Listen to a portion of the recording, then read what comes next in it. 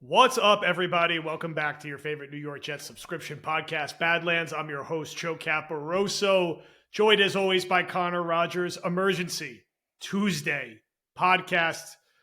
The New York Jets have fired head coach Robert Salah, a bombshell, and have replaced him with Jeff Ulbrich. CR, our heads are spinning here. It's been a crazy few hours.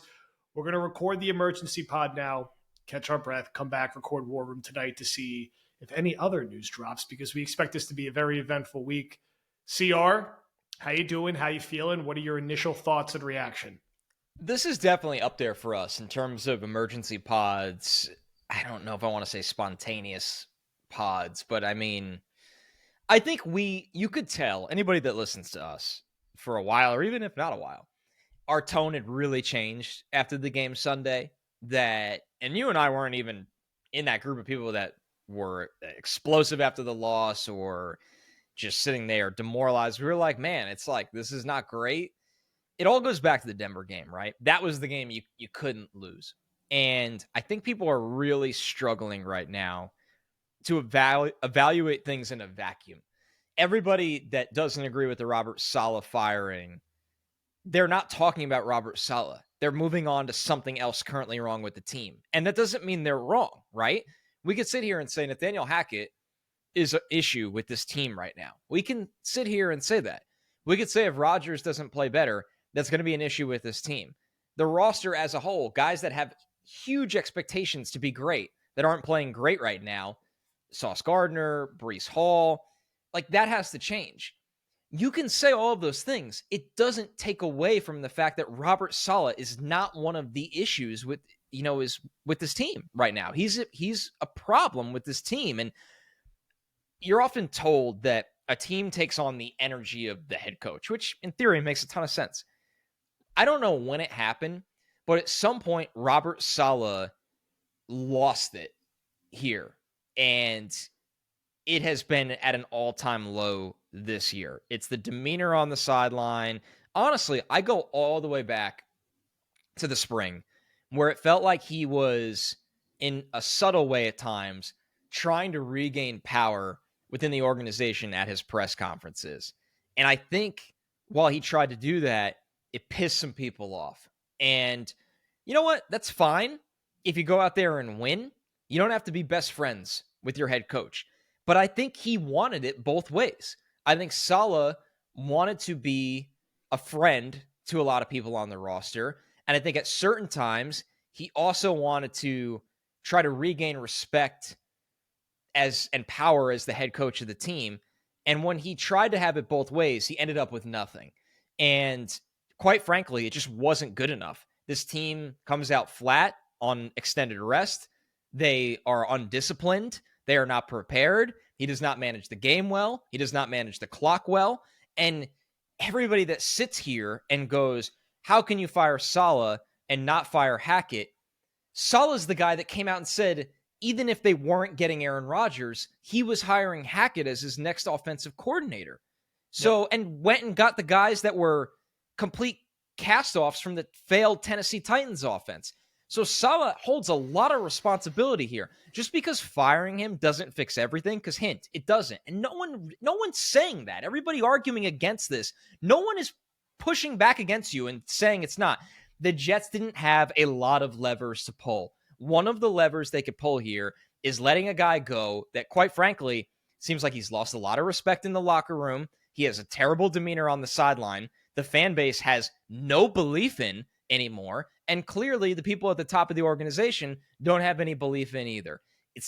Whether you think he's good or not, it's not the time to fire Joe Douglas, right? The Jets still think they can win this year. They still think they could win. So, and a lot of people will look at this and go like, oh, it was all Rodgers. Rodgers is just at the top of the food chain where he is a part of it, right?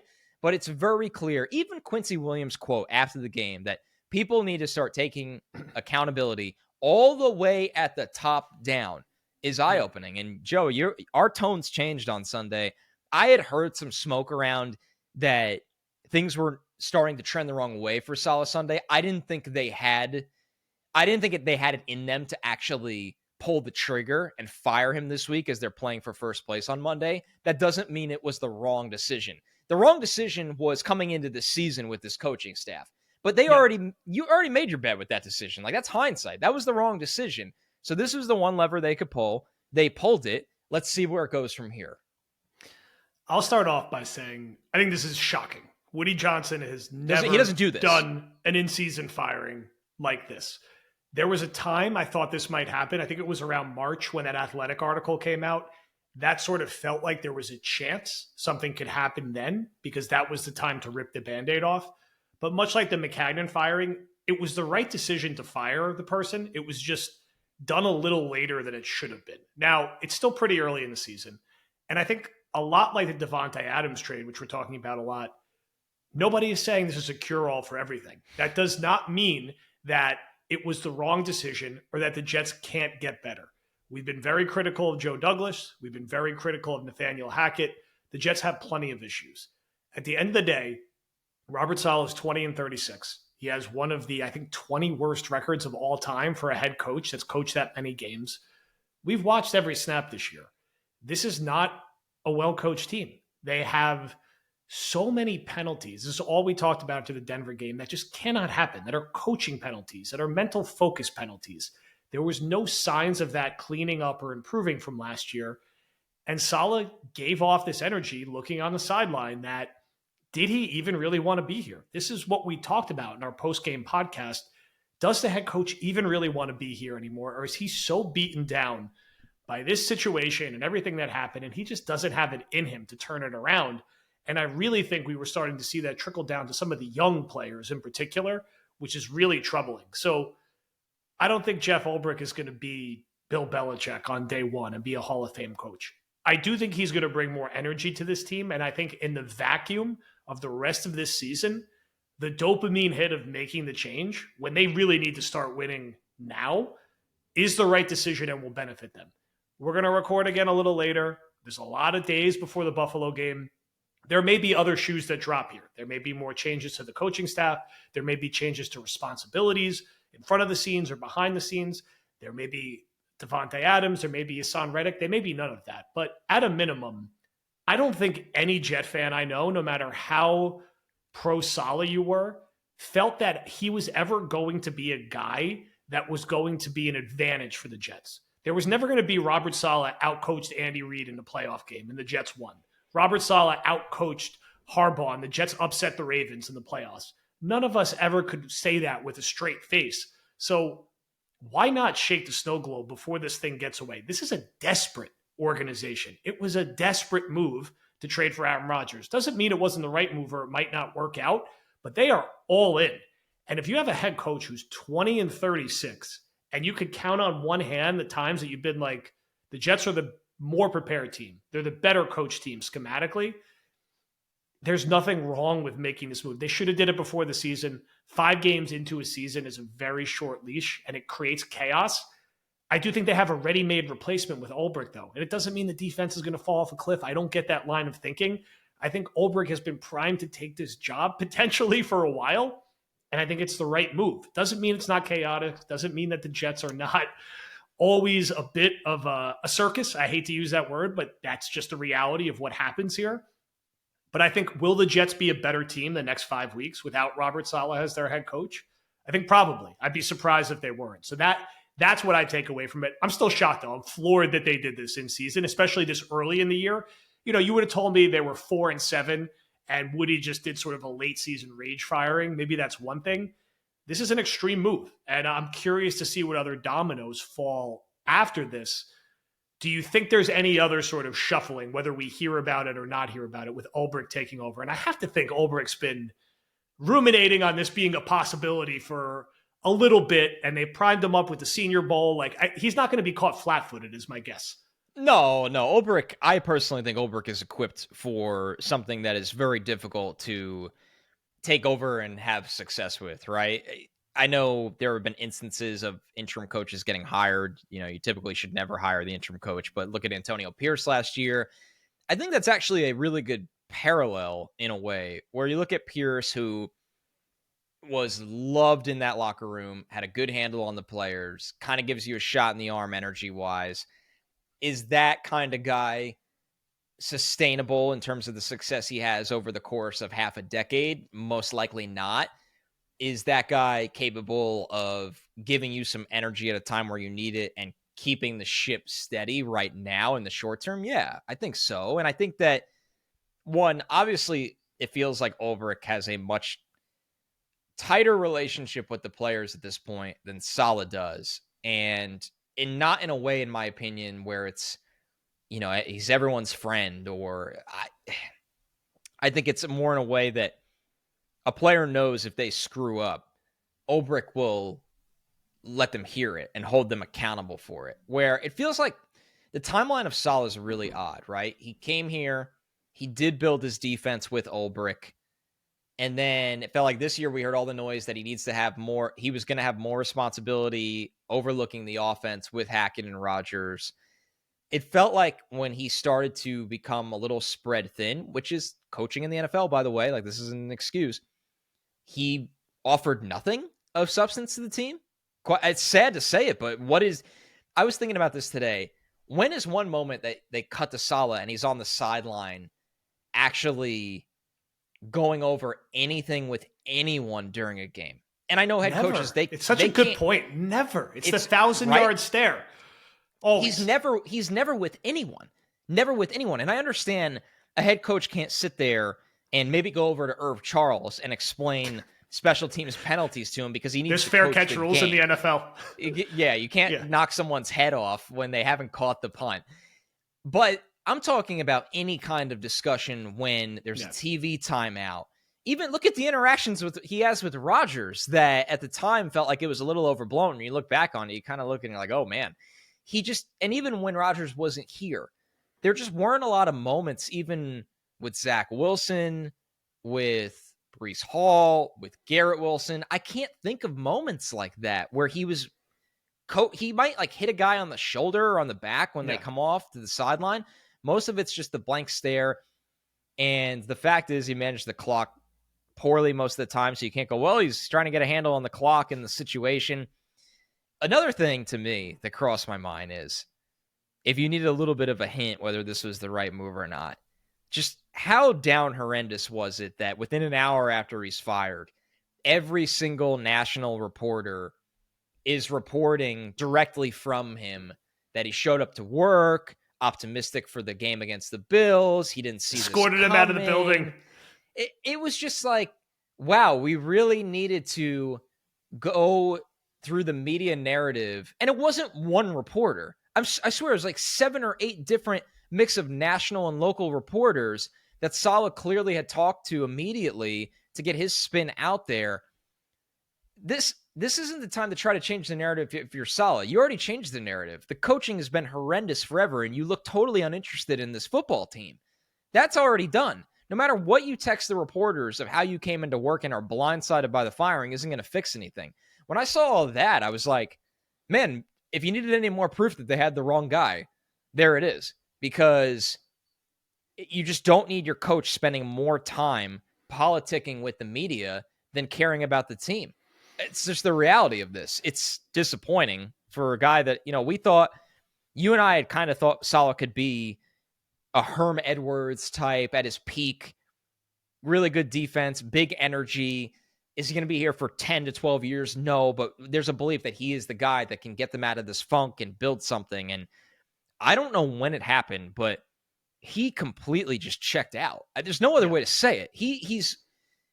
I felt like he never wanted to be here this year at any point of the season.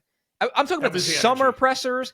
And then how many times can not you going to the combine and like you hear all the didn't ever want to go to the combine, was too good for the combine, but then was forced to go to the combine for one day by ownership this year, which is, by the way, if you've ever been to the combine, there's nothing pull him off the golf course, get him there for one day. He clearly became more interested. And if that's your coach as a player, how the fuck do you have to have any respect at that point? Yeah. You're looking at it like, well, that's the leader of the team. That's the coach. I can go do whatever the hell I want. And then you just hear after every presser, well, we're going to get it right. It's early in the season. Instant coffee. oh, you're either the Super Bowl winner or you're the worst team in the league. No, you're not. You're never competitive. We are not setting the bar at Super Bowl. If you want to turn on ESPN and watch First Take or First Things First, yeah, if that's where you get your content, okay, then you're talking about the Super Bowl. But that's not where the average NFL fan lives. Jets fans want a competitive team that isn't losing because of the sorry-ass mistakes over and over and over again. And then at the end of the game, they have to sit there, they turn on Jets postgame, thank you for those of you that do, and they see him at his presser, and it feels like it's deflecting at the media. Well, we don't have the quarterback. Everybody wants instant coffee. We're still building this thing. We're going to get it right. Maybe we need to tone down the cadence. Maybe we need to do this. Maybe it's that.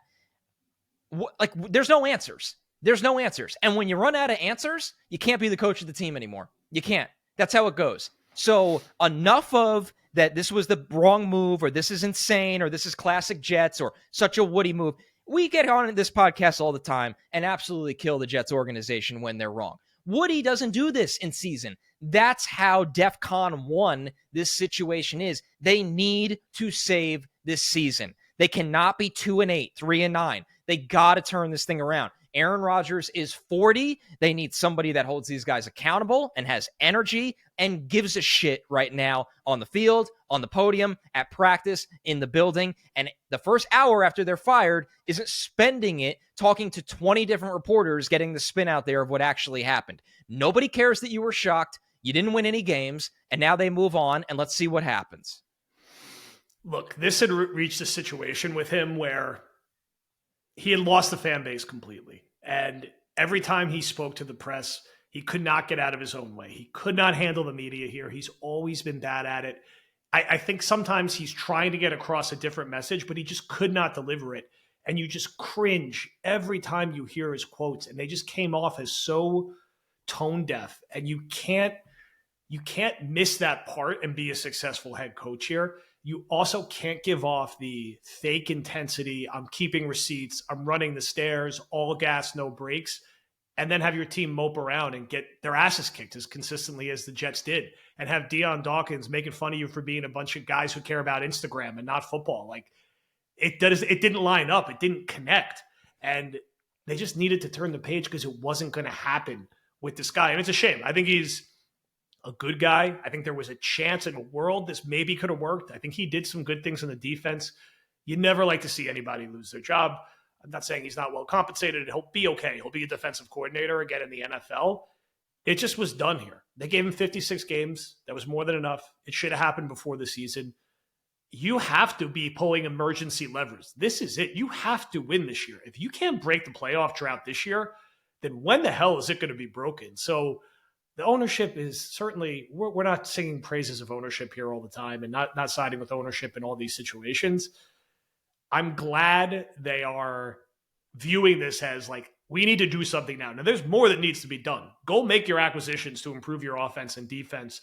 Allow Ulbrich to do what he needs to do with this coaching staff to improve it, because they still have the worst offensive coordinator in football. Hopefully this jolts and wakes up this team and this locker room. I think they made the right choice with the interim decision. They didn't do something insane like give the job to Hackett. They didn't give it to Middleton or Boyer, who we like. Giving it to Ulbrich was the right move. We're both happy that they did that. And again, all we're talking about is, can you go win a winnable AFC East? Can you get a playoff spot in a conference that is wide open and filled with 2-3 and 3-2 teams with above replacement level coaching slightly? They should be able to do that. And the whole season's right there in front of them, because if they beat Buffalo, it's all right there for the taking. So I'm sure Woody was extra pissed because they lost in London, where he was the ambassador. I'm sure he knows there's another primetime game coming up and then another primetime game coming up. And Jet fans just, it became a meme at this point, right? The Salah 1,000-yard stare, the Salah toothpaste commercial, running the stairs. And that's fair or unfair, but when you get into that territory, it's over. It was really becoming hard to picture Salah getting a Gatorade bucket dumped on his head because the Jets just won the AFC East or broke their playoff drought. So again, there's a lot being leaked out today. Mostly seems like from Salah's side so far. We got the one statement from Woody. I do think more is going to trickle in throughout the day, and we want to wait, digest, and be measured and react to it. Any other final thoughts or words before we break and then come back a little later tonight? We're going to answer all your guys' Discord question. Then there's a lot of like, who do you think is going to be the long-term head coach? I don't think this is the time for that. I think we want to give Ulbrich the opportunity for the rest of the year. I think, does he have a chance to be the guy long-term? I think they're probably thinking they're going to make a different kind of hire after this season, but it's going to depend how the year goes. If the Jets win the AFC East and win a playoff game, they're probably going to bring him back. If they go 8-9 and don't make the playoffs, yeah, you're going to hear all the names that we've talked about. Vrabel, Stefanski, if the Browns fire him. No, I don't think Bill Belichick will come back here. We could talk about that more a different day. For right now, I care about this season. I want this playoff drought to end. I want to enjoy Monday Night Football with other Jet fans at MetLife Stadium with Aaron Rodgers and Garrett Wilson and Sauce Gardner and Breece Hall and beat the Buffalo Bills and get in the first place. Let's hope Ulbrich can dial it in. You always get that short-term dopamine hit from the interim coach. Usually it doesn't work long-term. But can the Jets get hot with this transition? Could they make a couple other moves? Still push, make other moves. There's more work to be done. This is one step, and that's where my head's at right now. CR, any final thoughts here? Yeah, I think something to this as well is this. A lot of this organization maybe needed a little bit of a wake-up call. And Can you say this might be extreme? I guess, but it's a wake-up call that they don't want everybody to fall into the slump. Or like you said during our post-game recording, just being mopey on the sideline. A team takes on the energy of the head coach. And if we know anything about Jeff Ulbrich, that's not going to be an issue. This is a guy that is dying to be a head coach. Now he has the audition of a lifetime, where if Ulbrich comes in and gets this team where they need to go, not only will he get his wish for the Jets or for someone else, but also a lot of guys that really respect him are playing for their futures as well, right? Let's not forget, like as it stands today, Sauce Gardner probably wants to be the highest paid corner in the NFL at some point. Yep. Garrett Wilson wants to be one of the highest paid wide receivers in the NFL at some point. Elijah Vera Tucker playing for a new contract. Go out there and get it, right? Go out there and get it. And there's risk in this move. I get it. I don't think there's as much risk as people really think, because I don't know what the upside was, what the ceiling was with Salah anymore. It felt like the ceiling with Salah was that the Jets win 10 games this year, lose in the first game of the playoffs, and then they're stuck with him next year, and the shit kind of falls apart as Aaron Rodgers rides off into the sunset after 2025. And the Jets just totally nuke this organization after 2025, and it's a 3-year rebuild, and it's a total disaster. That was the ceiling. Now with this situation, there's really two ways it goes. They either come out and beat Buffalo Monday and they're in first place in the AFC East and everybody is back in. They start humming, they start winning, and they go where they want to go. Or they don't play this season the way we expected them to. They don't make the playoffs. And now at least you're asking hard questions where can you go get an established veteran coach to take one more swing at this with Rodgers next year? Or if Rodgers isn't a part of this anymore, then you could press the reset button before 2025, where you let go of Joe Douglas, you let go of the rest of the coaching staff, you start to turn over this roster, and you get an early start on it, rather than just having, in 2025, that 2016 season, you and I, our notorious most hated Jet season of all time. Can't do it again. You could see that already building up. So I don't know. I don't know what people want me to say. I agree with the move. And I think that means something because you and I are not really overreactionary. We've been covering this team so long enough that this isn't even top 5 craziest days as a Jets fan since we've been covering this team. It's not. Day's not over yet. Let's see what happens when we record tonight. It could get there. Good point. Like Pete Carroll is the Jets coach by the end of the night. Okay, fair enough. So that's where I'm at right now. They didn't have a lot of levers they could pull. Salah, just having all of this sympathy for Salah, you can think it was the right move and still think he's not a bad guy. We wanted him to have success. It didn't work out, and it wasn't all of their flaws from over the years. Shocker, didn't just improve because Aaron Rodgers is here, which is what we said for a year. We said, don't just assume your problems go away because Aaron Rodgers is here. He'll help with certain things, but you as a coach and as a roster need to get better in those areas on your own.